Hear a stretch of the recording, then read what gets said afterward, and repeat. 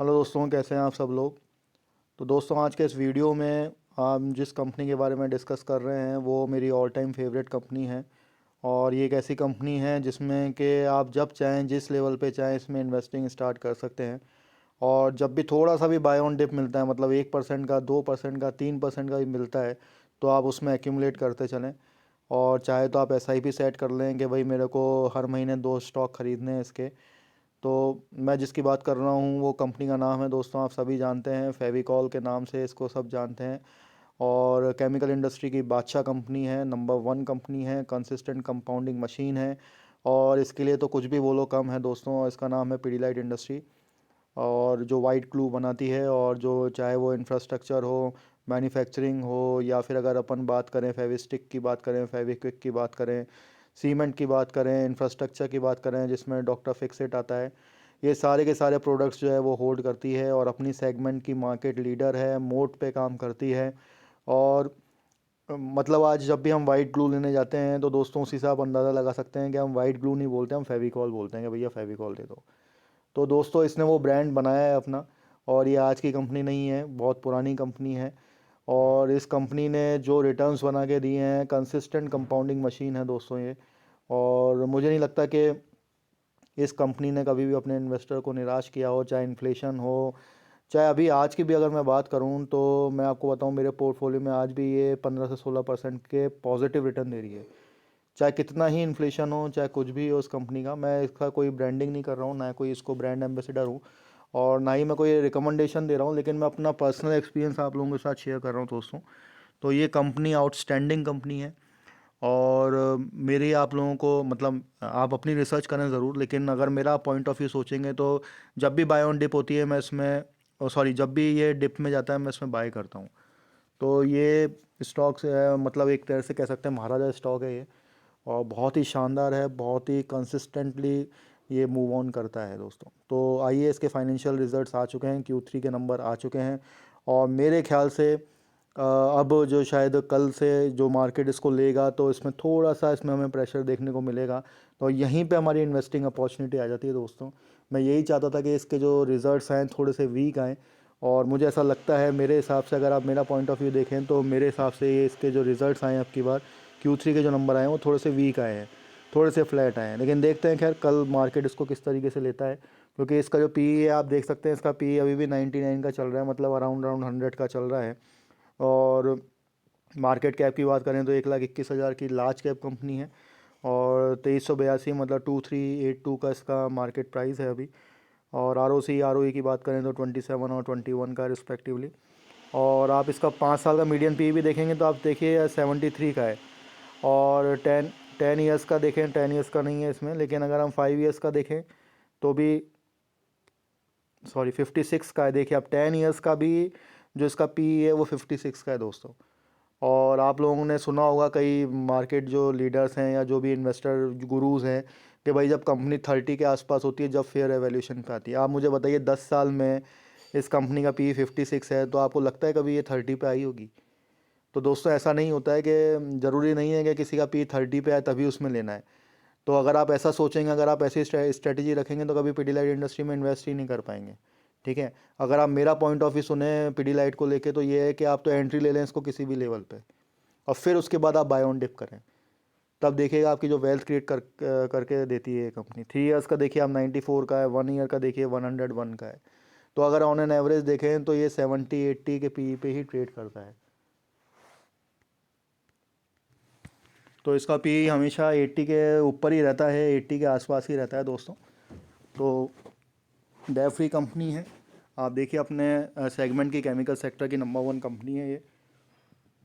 तो इसके जो क्वार्टरली रिजल्ट्स आ चुके हैं, आप देखिए कि जो इसकी सेल्स है थोड़ी सी कम हुई है। आप देख सकते हैं कि क्वार्टर ऑन क्वार्टर के कंपैरिजन में अगर हम देखें तो 2715 थी, जो कि अब 2710 रह गई है। लेकिन अगर आप ईयर ऑन ईयर देखेंगे तो सेल्स जो है इंक्रीज़ हुई है। वहीं पर अगर हम ऑपरेटिंग प्रॉफिट मार्जिन देखें तो वो 17% पे टिके हुए हैं, लेकिन उससे पहले 22-21% थे, अगर मैं सितंबर 21 और दिसंबर 21 की बात करूं। और अभी वो जो प्रेशर्स हैं, जो ऑपरेटिंग प्रॉफिट मार्जिन है वो 17% रह चुका है। नेट प्रॉफिट देखिए, नेट प्रॉफिट काफ़ी कम हुआ है। और क्वार्टर ऑन क्वार्टर कम हुआ है और ईयर ऑन ईयर भी कम हुआ है। तो ये बहुत ही, मैं कहता हूँ कि ये बहुत ही अच्छा संयोग आया है। हो सकता है कि इसकी थोड़ी सी पिटाई देखने को मिले, थोड़ा सा इसमें करेक्शन देखने को मिले। तो दोस्तों यही हमारे लिए इन्वेस्टिंग अपॉर्चुनिटी होगी। यही वक्त होता है दोस्तों, घबराने का नहीं होता है और अपने को इन्वेस्टिंग करनी पड़ती है।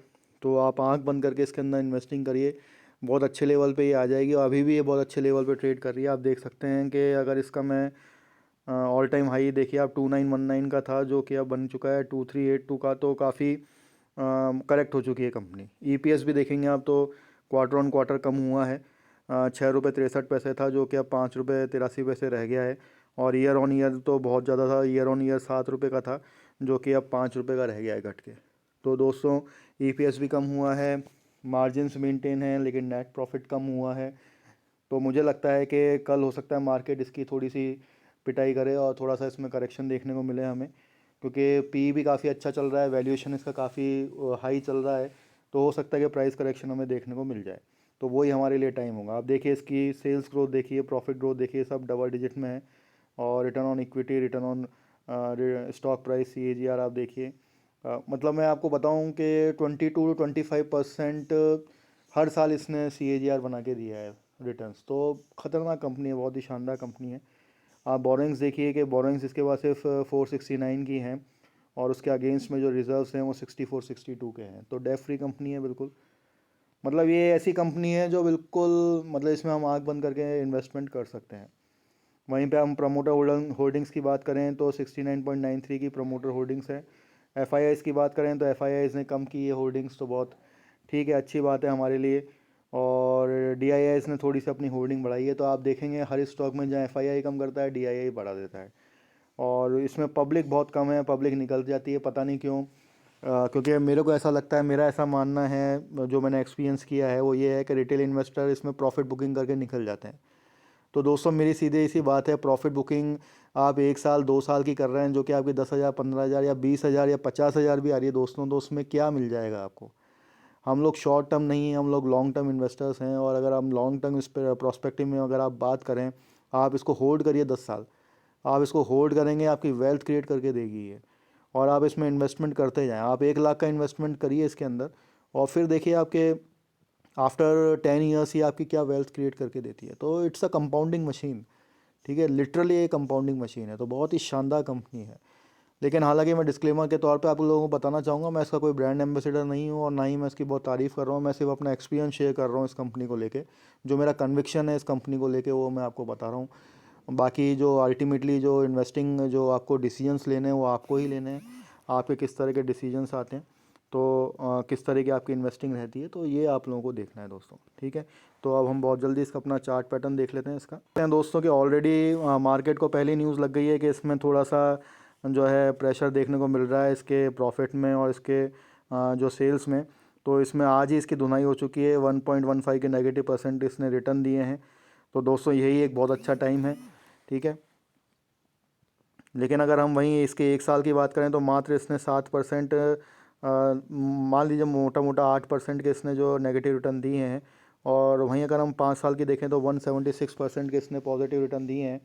और ऑल टाइम की बात करें तो 30,133 के दिए हैं। और आप इसका चार्ट पैटर्न देखिए, बिल्कुल स्मूथ है, बिल्कुल स्मूथ, ठीक है। अप्स एंड डाउन्स बने रहते हैं, थोड़े क्वार्टरली रिजल्ट्स कम ज़्यादा होते रहते हैं।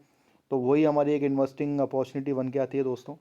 तो it is one of the best company to invest और which will create your wealth. तो आपका डिसीजन है, आप इस पर रिसर्च करिए और कल का वेट कीजिए। और अभी आने वाले, मेरे ख्याल से कल का क्या, अभी तो आने वाले टाइम में काफ़ी और गिरेगा। और अगर हम इसके सपोर्ट लेवल है उसको मैं बता देता हूँ आप लोगों को। इसका भी सपोर्ट जो आ रहा है 2489 का यहाँ पे आ रहा है, लेकिन ये तोड़ चुका है, यहाँ पे ब्रेकडाउन आ चुका है।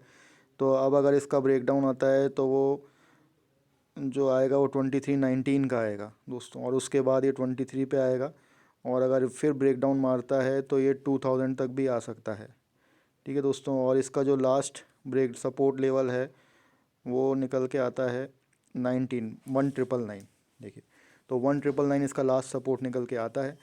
तो देखिए आप कि अगर आप लोगों को ये लेवल पे आता है तो बहुत ही अट्रैक्टिव हो जाएगा। लेकिन ये अगर फिर भी 2200 2100 के लेवल पे भी आता है तो आप इसमें इन्वेस्टमेंट कर सकते हैं। तो दोस्तों आशा करता हूँ आप लोगों को ये पसंद आया होगा वीडियो। अगर आया हो तो इसको प्लीज़ लाइक करें, शेयर करें, सब्सक्राइब करें।